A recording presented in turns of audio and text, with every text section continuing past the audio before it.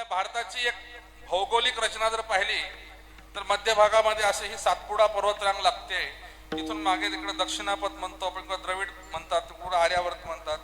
तर या दक्षिण पंथात आल्यानंतर इकडे जेव्हा चालुक्यांचं राज्य आरंभ झालेलं होतं, कल्याण, ज्याला आज आपण बसव कल्याण नावाने ओळखतो, ती कल्याण नगरी, त्या ठिकाणी चालुक्य राजा विक्रमादित्य पदवी होती त्याला, त्याचं नाव सोमेश्वर दुसरा, हा राज्य करीत होता.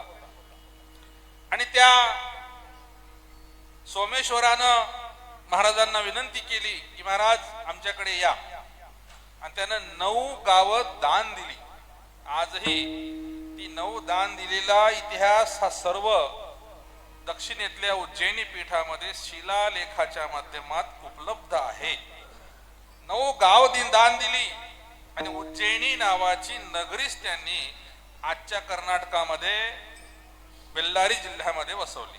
तेव्हापासून ते उत्तर भारतातलं आपलं जगद्गुरूंचं जे पीठ आहे, वीरशैव लिंगायत धर्माचं एक मुख्य पीठ, दुसऱ्या क्रमाचं, ब्रह्मपुरी नंतर उज्जैनी, नंदी गोत्र वृष्टीसूत्र, ते तिथं स्थापन झालं. आणि आजही त्यांच्या या प्रवासाच्या पाऊलखुणा काही धार्मिक नावाच्या रूपानं, अनेक गावाच्या नावाच्या रूपानं आणि अनेक पुरातत्वीय साधनाच्या रूपानं आपल्या समग्र महाराष्ट्रामध्ये विखुरलेले आहेत.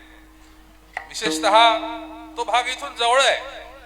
कोणी इतिहासाचे अभ्यासक असतील तर त्यांनी त्याच्यावर अजून अभ्यास करावा पाहिजे.